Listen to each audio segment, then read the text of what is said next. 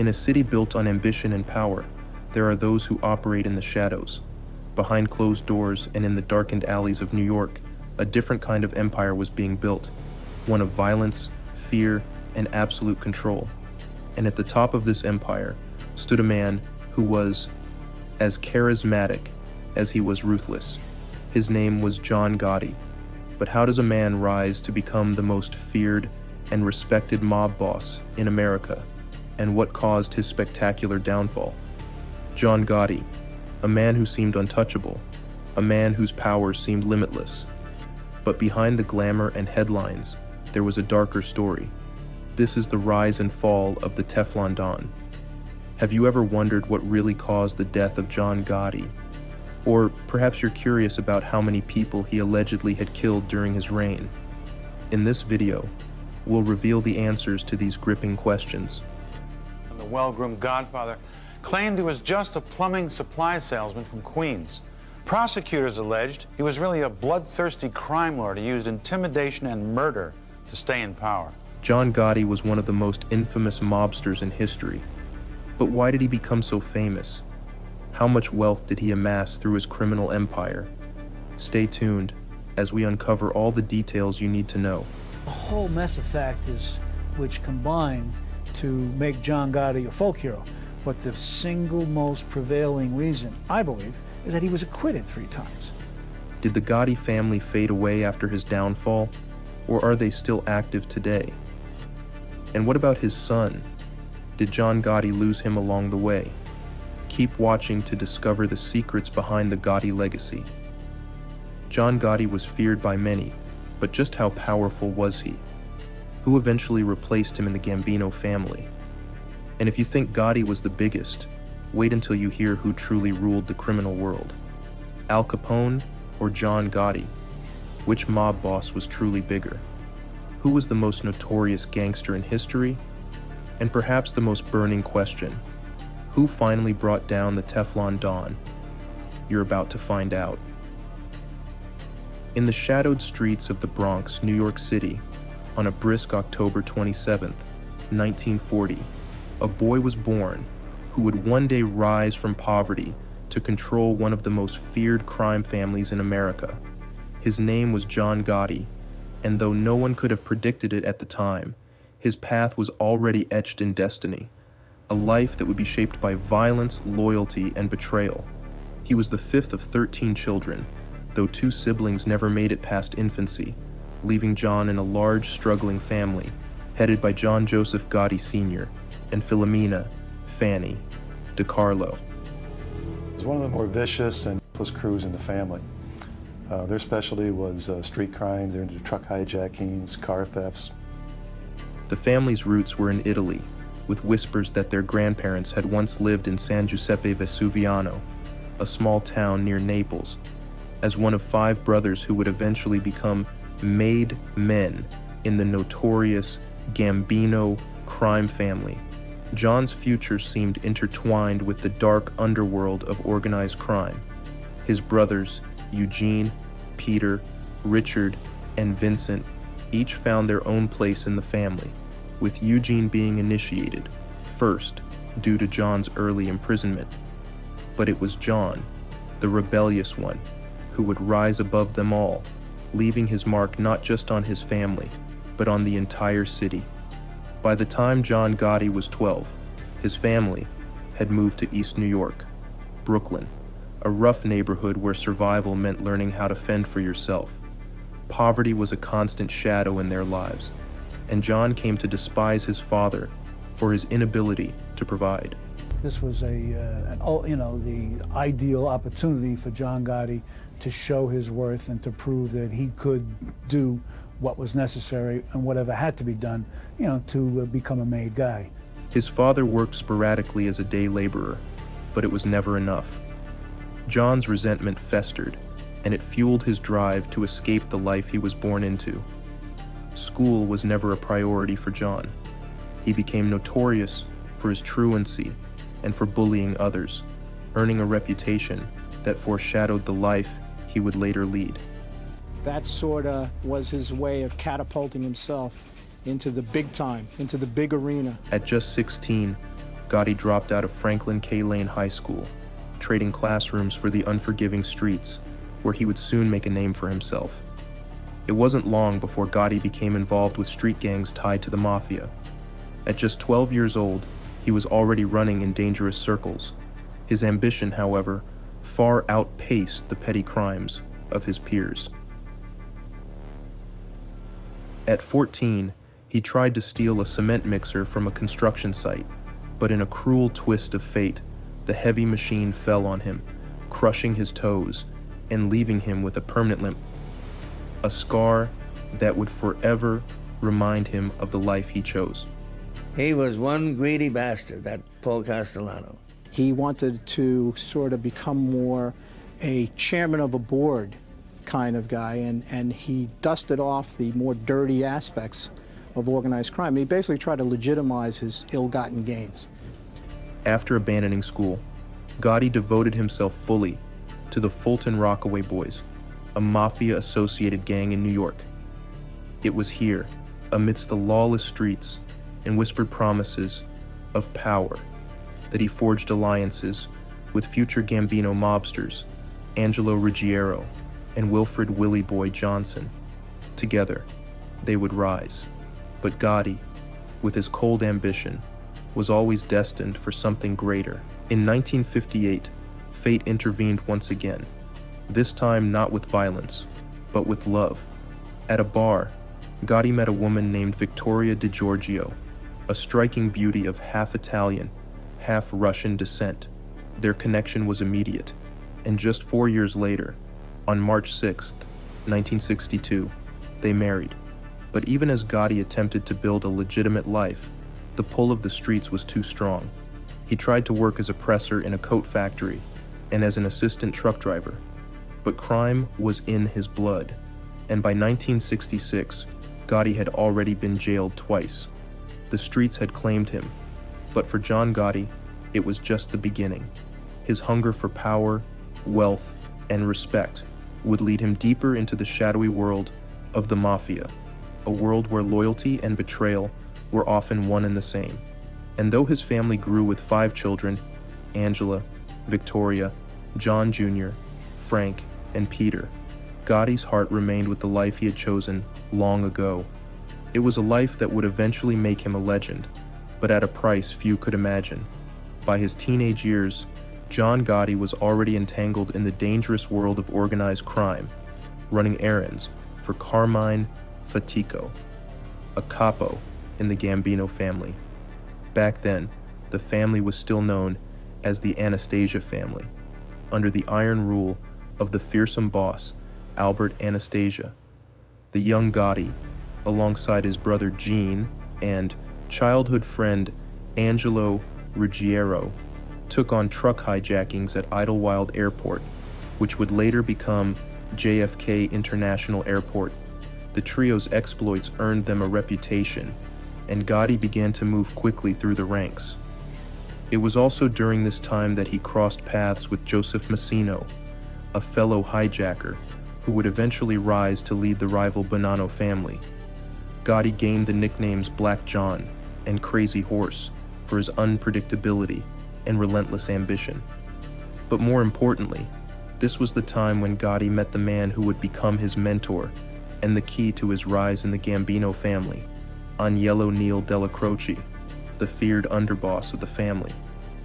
Della Croce saw something in the young Gotti that few others did, a fierce loyalty and raw power that would make him a valuable asset.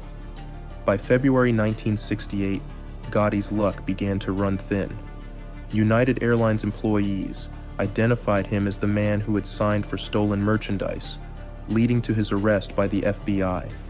While out on bail, Gotti was caught again, this time for hijacking $50,000 worth of cigarettes on the New Jersey Turnpike. This string of arrests didn't slow him down. Later that year, Gotti pleaded guilty to yet another hijacking, this time involving Northwest Airlines, and he was sentenced to 3 years at Lewisburg Federal Penitentiary. When Gotti and his close ally Ruggiero were paroled in 1972, they returned to their old stomping grounds at the Bergen Hunt and Fish Club, now under the direction of Fatico. Gotti took over the crew's illegal gambling operations, quickly proving himself an effective and feared enforcer. His knack for violence and intimidation caught Fatico's attention, and when Fatico was indicted for loan sharking later that year, Gotti was named the acting capo of the Bergen crew, a massive responsibility for someone who wasn't even a made man yet. Though Gotti was not officially initiated due to the membership books being closed since the 1957 Appalachian meeting, his role solidified his position as a rising force in the Gambino family. Gotti frequently met with Della Croce at the infamous Ravenite Social Club, where he reported on the crew's activities. It was clear that Della Croce had developed a strong bond with Gotti. Both men were known for their violent streaks, love of gambling, and a mutual respect for the street code they lived by. But Gotti's rise was not without bloodshed. In 1973, after Emmanuel Gambino, the nephew of the family's boss, Carlo Gambino, was kidnapped and murdered, Gotti was assigned to the hit squad tasked with avenging the murder. One of the more vicious and ruthless crews in the family. Their specialty was street crime. They're into truck hijackings, car thefts. Alongside Ruggiero and Ralph Gallione, Gotti set out to capture the main suspect, James McBratney, a gangster with a death sentence on his head. Their attempt to abduct McBratney at a Staten Island bar went awry when a scuffle broke out. Gallione ended up shooting McBratney dead on the spot. Gotti was identified by witnesses and a police insider, and was arrested in June 1974 for his involvement in the killing. With the help of his high-profile attorney, Roy Cohn, Gotti struck a plea deal. He was sentenced to just 4 years for attempted manslaughter, a lenient sentence given the circumstances. But even from prison, Gotti's legend continued to grow. Years later, fellow mob boss Joseph Massino would claim that Gotti was also behind the 1975 murder of Gambino associate Vito Borelli, adding yet another layer to his already bloody reputation. By the early 1970s, those who knew Gotti saw his potential for greatness, or infamy.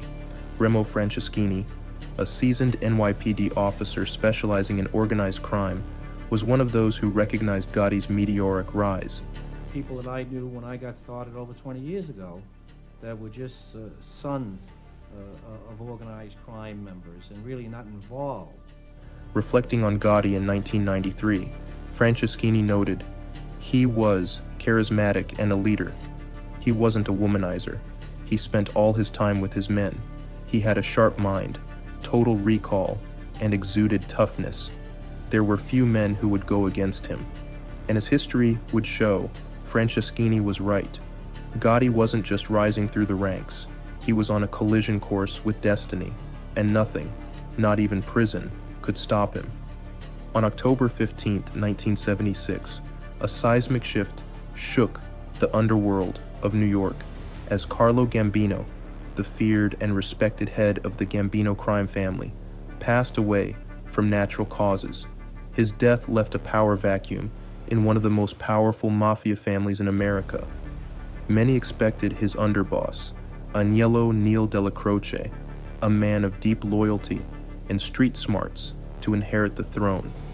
But Gambino, always a shrewd strategist, had other plans.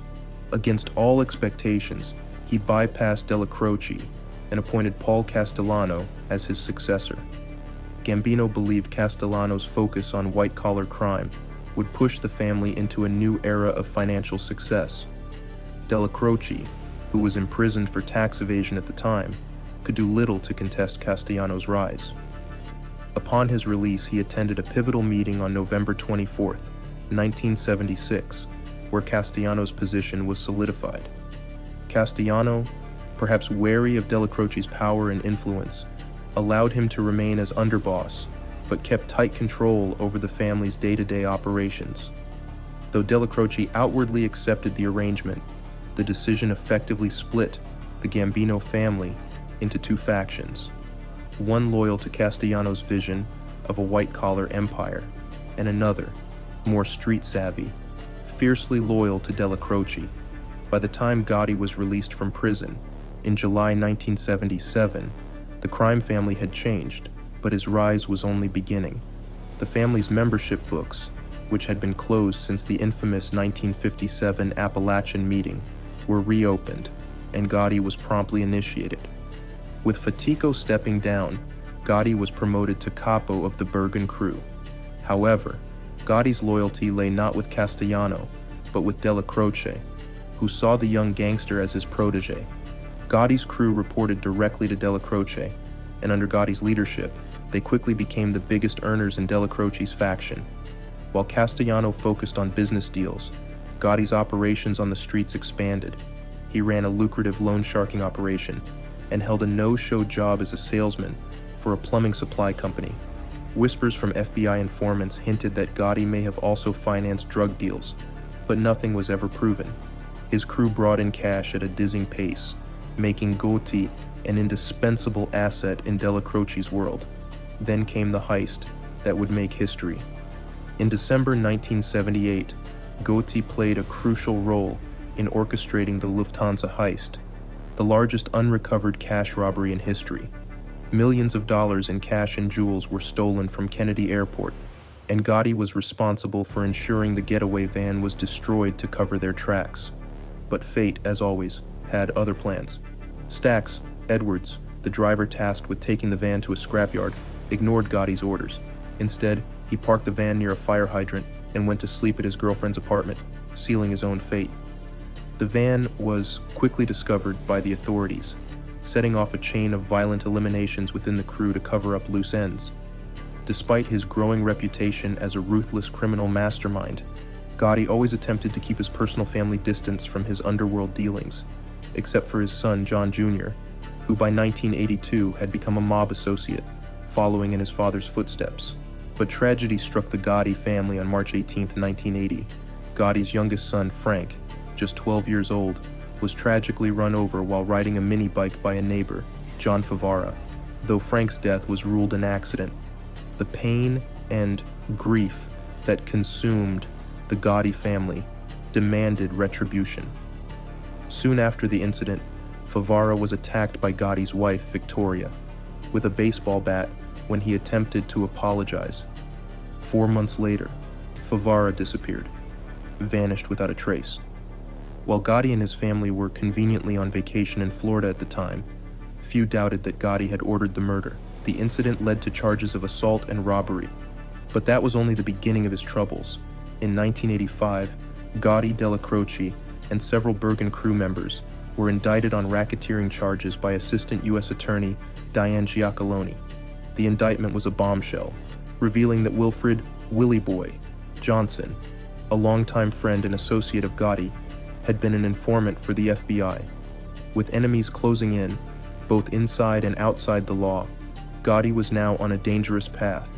What lay ahead was a collision course with destiny, one that would test his loyalties, power, and ruthlessness in ways that few could predict, to his position, but as a personal betrayal.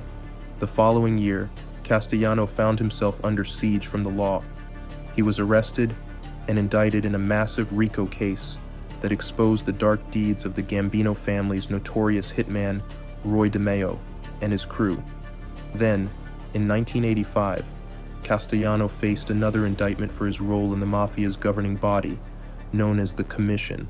Facing the possibility of life in prison, Castellano appointed Gotti and his loyal ally Thomas Bellotti to act as interim bosses in his absence. But Gotti had no intention of simply holding the fort. While Castellano battled his legal woes, Gotti began conspiring with fellow Gambino capos Frank DeCicco and Joseph Armoni, as well as soldiers Sammy the Bull, Gravano, and Robert D.B. DiBernardo. Somebody who's going to be in the mob boss doesn't put himself in the position where he can be arrested for what is essentially a meaningless incident. Together, this group, known as the Fist, plotted Castellano's downfall. Gotti was convinced that Castellano would eventually try to eliminate him, and he was determined to strike first. Armoni's support, as an old-timer who had been with the family since its early days, gave the group credibility and confidence. Traditionally, a mafia boss could only be killed with the approval of the Commission, a powerful assembly of the 5 families. What Gotti was planning, an unsanctioned hit, was practically unheard of. It hadn't been done since 1957, when Frank Costello was nearly killed. But Gotti knew better than to seek approval. Castellano had deep ties to other bosses, particularly Vincent, the Chin Gigante of the Genovese family, and reaching out would only tip Castellano off. Instead, Gotti secured support from key figures in the Lucchese, Colombo, and Bonanno families, ensuring that when the dust settled, he wouldn't stand alone. Then, on December 2nd, 1985, everything changed. Agnello della Croce, Gotti's beloved mentor and Castellano's underboss, died of cancer. With Della Croce out of the picture, Castellano revised his plans for the family. He promoted Bellotti to underboss and began plotting to dismantle Gotti's crew, a move that would strip Gotti of his power. Worse still, Castellano didn't even bother to attend Della Croce's wake, a slight that infuriated Gotti. When DeCicco informed Gotti that Castellano had scheduled a meeting with his inner circle at Sparks Steakhouse on December 16th, Gotti knew his moment had come. Gotti watched from his car alongside Gravano as his hitmen ambushed Castellano and Bellotti outside the restaurant, gunning them down in a brutal and public execution. In the days following the hit, a three-man committee was appointed to run the Gambino family temporarily, with Gotti, DeCicco, and consigliere Joseph Gallo at the helm. It was clear to everyone that Gotti was now the acting boss in all but name. On January 15th, 1986, at a meeting of 20 of the family's capos, John Gotti was officially crowned the new boss of the Gambino crime family. He appointed DeCicco as his underboss, and Gallo remained as consigliere. With Castellano gone and Gotti at the helm, the Gambino family was about to enter a new era, one that would propel Gotti to unprecedented power and fame, but one that would also set him on a path toward his own inevitable downfall. He took care of if there were old ladies that were in need. If he had money in his pocket, he'd give it out. He was, in some respects, a Robin Hood in his neighborhood. By 1986, John Gotti had ascended to the pinnacle of mafia power, officially taking over the Gambino family after the public assassination of Paul Castellano, identified as both Castellano's likely murderer and his natural successor. Gotti's fame skyrocketed throughout the year. At the time of his takeover, the Gambino family was considered the most powerful American mafia family, with an annual income estimated at a staggering $500 million. Gotti himself was reported to earn between $5 million and $12 million per year during his reign. Determined to protect himself from legal threats, Gotti implemented a strict rule forbidding family members from accepting plea deals that acknowledged the existence of the mafia, his way of safeguarding the family's operations from crumbling under pressure. The rise of the Teflon Don. Gotti's rise to prominence wasn't just confined to the shadows. He became a public figure, often smiling and waving at television cameras during his trials. His defiant demeanor gained him an unexpected form of admiration from parts of the general public, transforming him into a media sensation. I get upset when they glorify a guy like that. To me, he's just a common thug, a criminal. He's a terrorist. He doesn't believe in our government.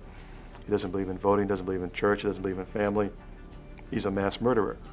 One such trial involved an altercation with Romuald Picik, a refrigerator mechanic.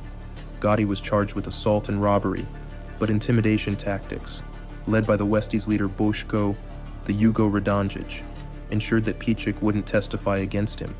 Before the trial, Picik's brake lines were severed, threatening phone calls were made, and he was stalked. By the time the trial began in March 1986, Picik claimed he couldn't remember who had attacked him, leading to the case's dismissal.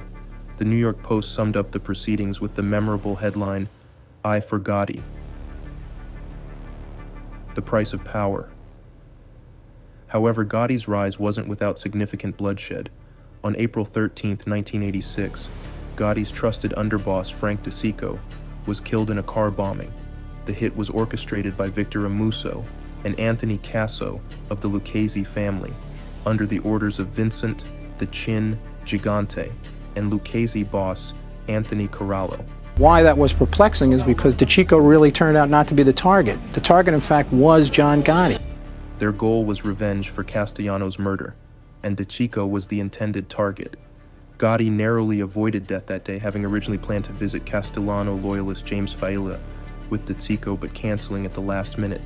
The bomb, detonated after a soldier riding with DeCicco was mistaken for Gotti, was a reminder of the high stakes of mafia leadership. The aftermath of the bombing delayed Gotti's ongoing racketeering trial, with Judge Eugene Nickerson rescheduling to avoid the jury being influenced by the publicity. Gotti's bail was revoked due to evidence of witness intimidation in the Pichik case, forcing him to operate from jail. Even from behind bars, Gotti's influence remained deadly. He ordered the murder of Robert DiBernardo, who had been vying for DeCicco's role as underboss. Sammy the Bull Gravano carried out the hit after DiBernardo was accused of challenging Gotti's leadership. The racketeering trial and jury-fixing jury selection for Gotti's racketeering trial resumed in August 1986, with Gotti facing charges alongside his former ally, Wilfred Willie Boy Johnson, Leonard DiMaria, Tony Rampino, Nicholas Carrazzo, and John Carneglia. Unbeknownst to the prosecution, the Gambino family had already compromised the case. George Pape, who was secretly friends with Radonjic, managed to get himself impaneled as juror number 11. Pape then contacted Gravano and agreed to sell his vote for $60,000, ensuring that Gotti's fate was all but sealed before the trial began. Once we had that conversation, we knew we had John Gotti, because he talked about killing his people in his own words. We knew we had Gotti after that conversation. In the trial's opening statements on September 25th, Gotti's defense attorney, Bruce Cutler, employed a bold strategy. He denied the existence of the Gambino family altogether, framing the government's efforts as nothing more than a personal vendetta against Gotti. Cutler worked to undermine the credibility of the prosecution's witnesses by emphasizing their criminal pasts, casting doubt on their testimony. One witness, bank robber Matthew Traynor, claimed that Assistant U.S. Attorney Diane Giacalone had tried to bribe him with drugs and her underwear in exchange for his testimony, a wild accusation that was swiftly dismissed by the judge as wholly unbelievable. Traynor himself was later convicted of perjury. Despite Cutler's aggressive defense and the prosecution's struggles, many jurors were initially in favor of convicting Gotti. However, with Pape planted in the jury room, Gotti knew he was guaranteed at least a hung jury. I did not find anything in those tapes that would lead me to believe Mr. Gotti had a hand or caused this assault to take place. Pape held out for acquittal, and as deliberations dragged on, the other jurors began to fear for their safety. On March 13, 1987, the jury acquitted Gotti and his co-defendants of all charges, including loan sharking, illegal gambling, murder, and truck hijackings. The victory was a massive blow to the government and solidified Gotti's reputation as a mafia boss untouchable by the law. 5 years later, Pape was convicted of obstruction of justice for his role in fixing the trial and sentenced to 3 years in prison. The legend of the Teflon. Don Gotti's acquittal was a stunning upset, especially in the wake of the government's earlier successes in convicting other mafia leaders during the Mafia Commission trial. His ability to walk free, despite overwhelming evidence against him, earned him the moniker the Teflon Don, a testament to how no charges seemed to stick to him. As Gotti's public persona grew, so did his legend. He became a symbol of defiance against law enforcement, a larger-than-life figure who seemed to operate above the law. But as Gotti's fame and power grew, so did the forces gathering to bring him down for good. The FBI and federal prosecutors were more determined than ever to crack the iron shield protecting the Teflon Don, a shield that, despite its strength, would eventually crumble. Berating me, I'd walk past him to go to sidebar and he would say, "Your mother's a whore, you're a junkie." Reorganization and power struggles. While John Gotti may have escaped conviction, many of his closest associates weren't as fortunate. Underboss Joseph Armone and consigliere Joseph N. Gallo were both indicted on racketeering charges in 1986 and convicted by December 1987. Around the same time, Gotti's brother, Gene, and his ally Angelo Ruggiero found themselves embroiled in a heroin trial, which began in June of that year. The empire Gotti had built was starting to fracture. Before these convictions, Gotti began reshuffling his administration to protect his power. Gallo, facing imprisonment, was demoted and retired, paving the way for Sammy the Bull Gravano to take over as consigliere.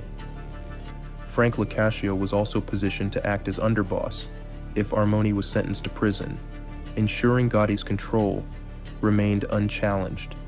Despite efforts by the Gambinos to compromise the jury in the heroin trial, resulting in 2 mistrials, the walls were closing in. Ruggiero, who had long been Gotti's close confidant, was released in 1989 after being diagnosed with terminal cancer. But Gotti's trust had eroded. He blamed Ruggiero for the family's troubles, particularly the heat brought on by the heroin dealings. According to Gravano, Gotti considered killing Ruggiero and showed little remorse when his old friend finally passed. "I literally had to drag him to the funeral," Gravano would later recount.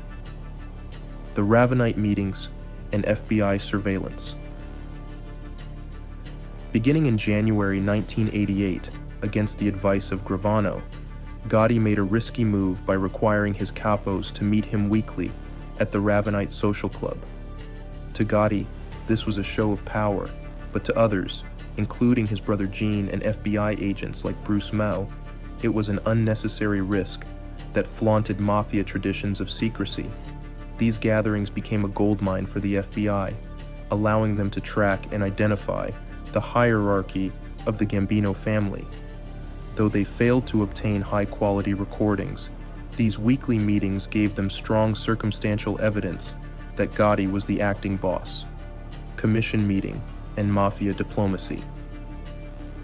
In 1988, Gotti, Vincent, the Chin Gigante of the Genovese family, and new Lucchese boss Vittorio Amuso convened for the first commission meeting since the Mafia Commission trial. The meeting took place at the Lubber Bat Club in Manhattan.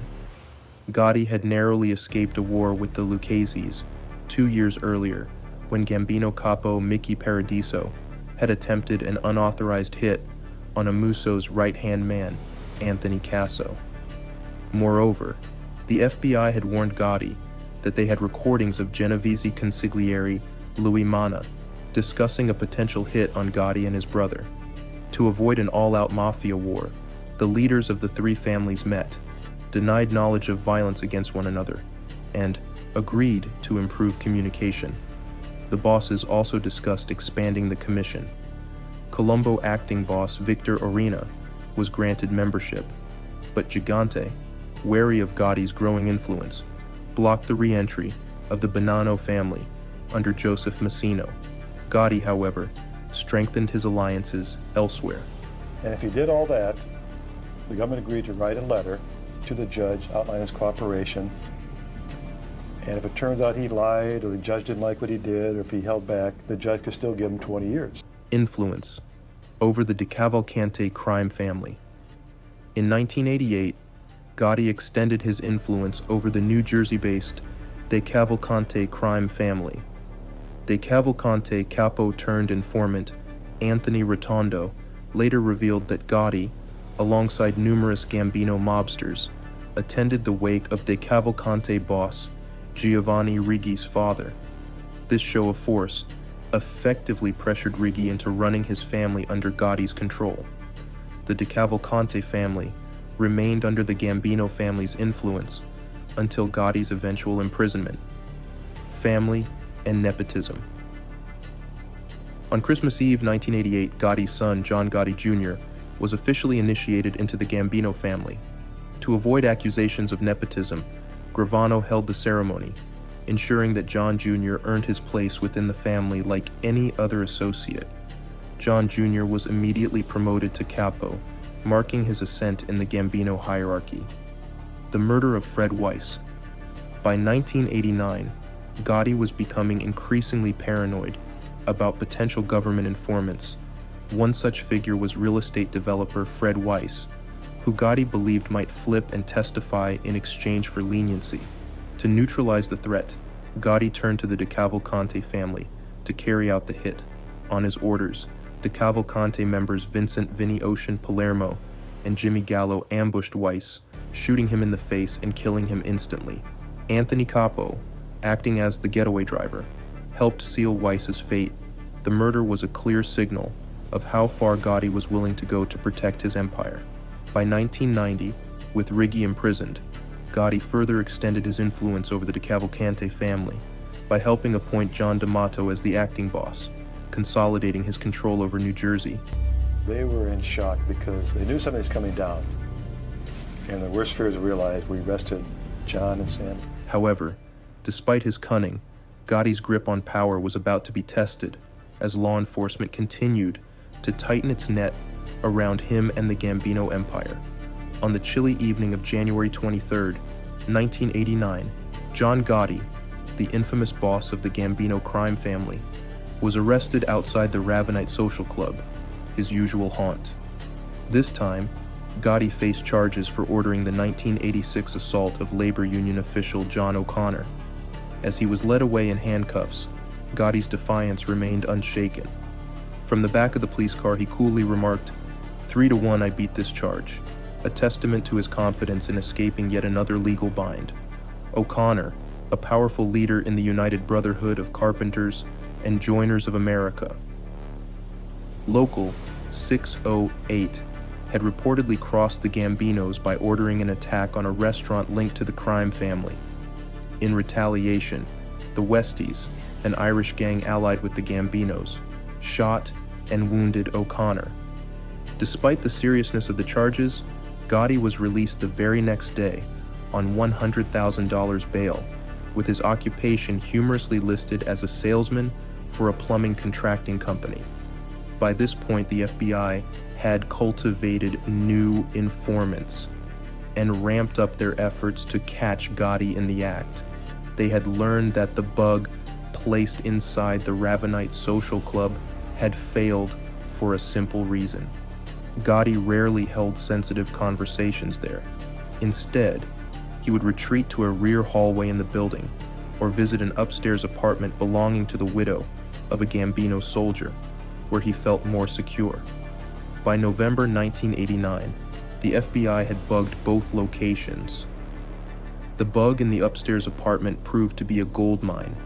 In one of the many taped conversations, Gotti spoke openly about his command over the Gambino family, admitting to ordering the murders of Robert DiBernardo and Liborio Milito.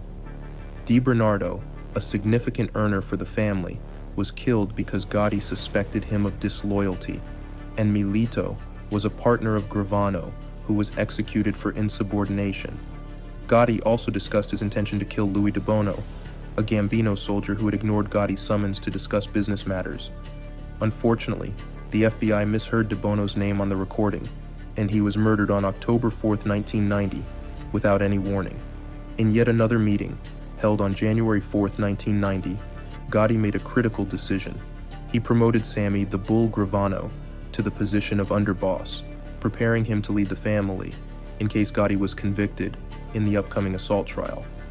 The assault case was built on several pieces of evidence.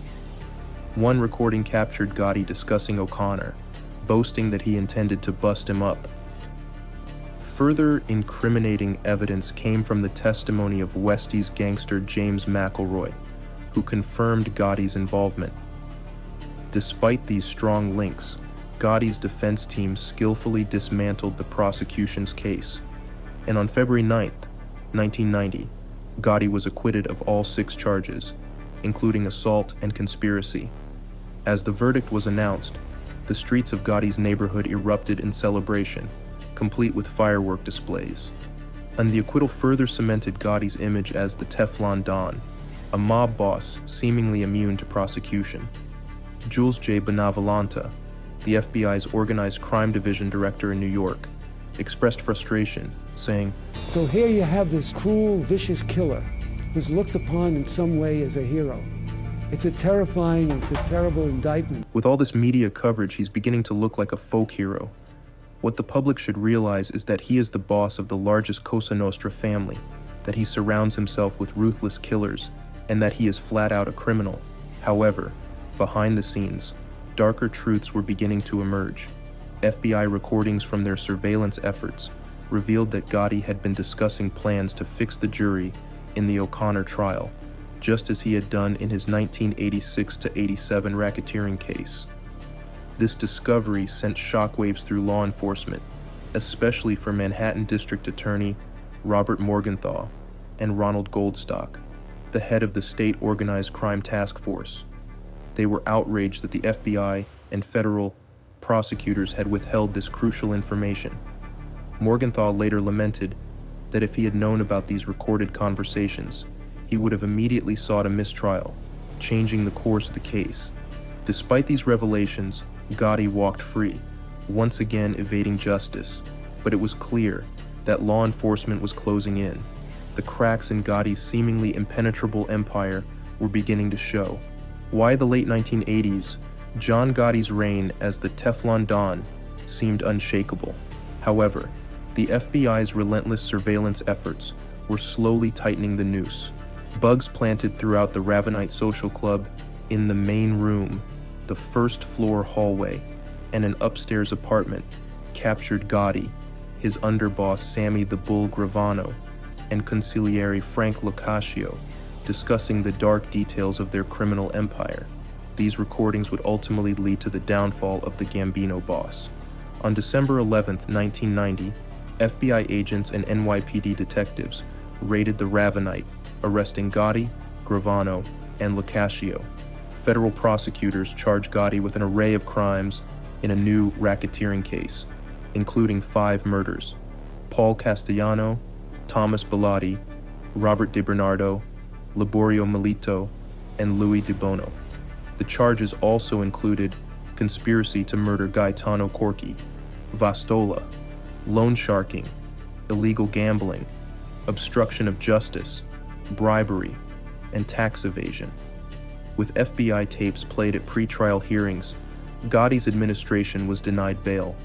Additionally, his longtime attorneys, Bruce Cutler and Gerald Shargel, were disqualified from defending Gotti and Gravano after prosecutors argued that they had served as in-house counsel for the Gambino family and were liable to be called as witnesses. As the trial loomed, tensions between Gotti and Gravano began to escalate. The FBI tapes revealed Gotti's true feelings about Gravano, with the Gambino boss describing his underboss as too greedy and attempting to frame him as the mastermind behind the murders of DiBernardo, Milito, and Di Bono. This betrayal left Gravano disillusioned with the mob. Stripped of his trusted attorney Shargel and sensing his fate was sealed, Gravano made a historic decision. On November 13, 1991, he agreed to turn state's evidence and testify against Gotti, becoming the highest-ranking member of a New York crime family to ever flip. The trial of Gotti and Locascio began in January 1992, presided over by District Judge I Leo Glasser at the U.S. District Court for the Eastern District of New York.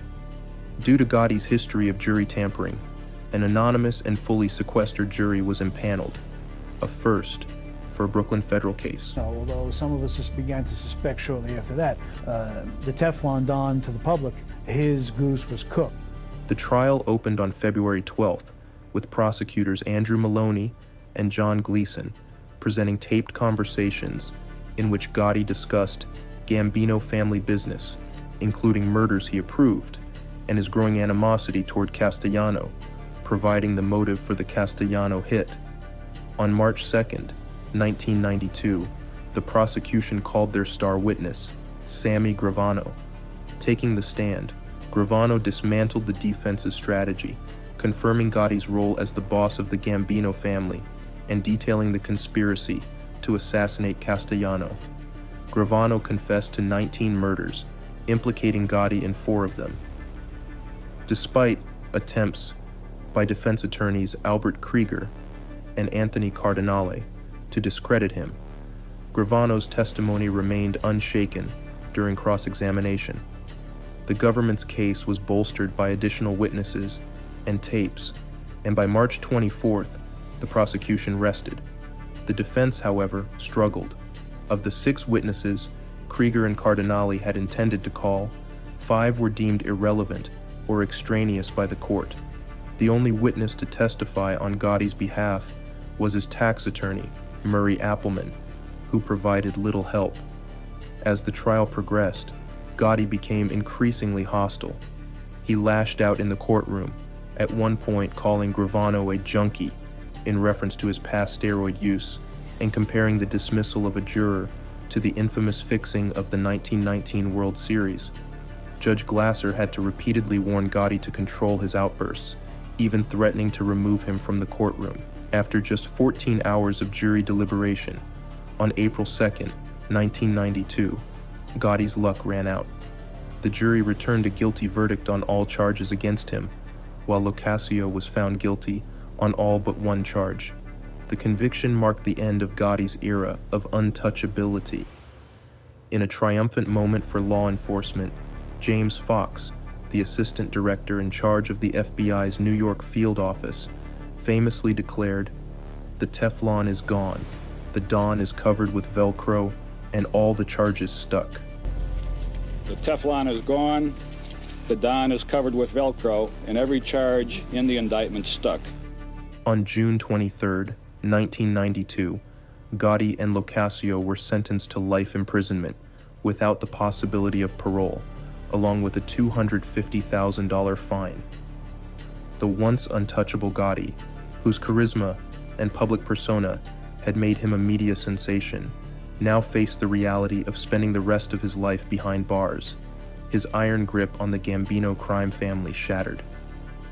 John Gotti spent his final years behind bars at the United States Penitentiary in Marion, Illinois, one of the most secure prisons in the country. Locked in effective solitary confinement, Gotti was allowed out of his cell for only 1 hour a day, a far cry from the life of luxury and power he had enjoyed as the head of the Gambino crime family. In 1994, his last legal appeal was rejected by the U.S. Supreme Court, sealing his fate. Life inside prison was far from peaceful for Gotti. On July 18, 1996, during a recreation period, Gotti was punched and left bruised and bleeding by fellow inmate Walter Johnson. The altercation reportedly stemmed from a racial slur Gotti had directed at Johnson, according to New York's Daily News. Enraged and seeking vengeance, Gotti turned to the notorious Aryan Brotherhood, offering between $40,000 and $400,000 to have Johnson killed. Aryan Brotherhood chieftains David Sahakian and Michael McElhiney accepted the contract, ordering their men to kill Johnson if given the opportunity. However, before the hit could be carried out, Johnson was transferred to the Supermax prison in Florence, Colorado, thwarting Gotti's plan. Despite his incarceration and pressure from the Mafia Commission to step down, Gotti insisted on retaining his title as boss of the Gambino family. He maintained control of the family through his brother Peter Gotti and his son John Gotti Jr., who relayed his orders from the outside. By 1998, John Jr. was believed to be the acting boss, although his leadership faced challenges both internally and from law enforcement. Against his father's wishes, John Jr. pleaded guilty to racketeering charges in 1999, resulting in a prison sentence of 6 years and 5 months. This decision caused a deep rift between Gotti and his son. John Jr. later claimed that he had left the Mafia after serving his sentence, a move that further distanced him from his father's legacy. Peter Gotti subsequently took over as acting boss, and it is believed that he formally succeeded his brother as head of the Gambino family shortly before John Gotti's death. The pressure of John Jr.'s indictment also took a toll on Gotti's marriage. His wife, Victoria Gotti, had been unaware of her son's involvement in the Mafia and was devastated by the news.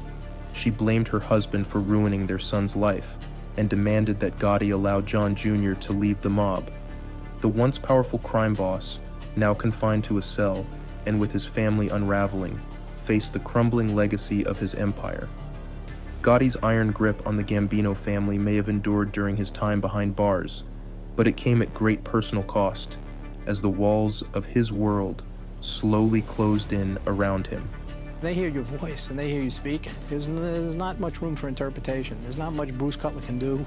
There's not much anybody could do. When they have you on tape, you're dead.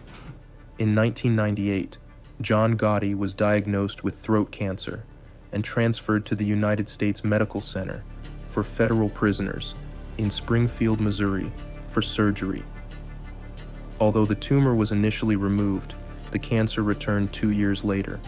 Gotti was again transferred to Springfield, where he would spend the remainder of his life. His health deteriorated rapidly, and on June 10, 2002, at the age of 61, Gotti succumbed to the illness. The Catholic Diocese of Brooklyn made it clear that Gotti's family would not be permitted to hold a requiem mass, but they allowed a memorial mass to be conducted after the burial. Gotti's funeral, which was held in a non-church facility, was a quiet and understated affair compared to his once flamboyant public persona. Around 300 onlookers followed the procession as it passed Gotti's infamous Bergen Hunt and Fish Club before reaching the gravesite. Gotti's body was interred in a crypt next to his son Frank, who had tragically died years earlier. Notably absent from the funeral was Gotti's brother Peter, who was unable to attend due to his own incarceration. In a striking repudiation of Gotti's leadership and the chaos his reign had caused, none of the other New York crime families sent representatives to his funeral. Gotti's aggressive tactics, particularly his open defiance of law enforcement and his high-profile approach to leading the Gambino family, had triggered numerous prosecutions that left the family severely weakened. By the turn of the century, half of the Gambino family's made men were behind bars, leaving the once powerful organization in shambles. John Gotti's death marked the end of an era in organized crime, but his legacy, tarnished by internal betrayals and relentless law enforcement efforts, left the Gambino family fractured and far from the feared powerhouse it once was. Today, the Gambino family's influence has waned, and the mafia no longer holds the power it once did.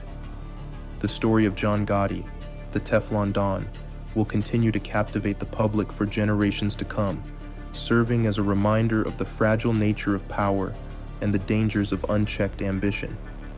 The rise and fall of John Gotti marked the end of an era for the mafia in America. In the decades since his death, law enforcement has continued to crack down on organized crime, and the once powerful crime families have been reduced to shadows of their former selves. But the legend of John Gotti remains. His story is a cautionary tale of ambition, power, and betrayal, a reminder that even the most powerful empires can crumble from within.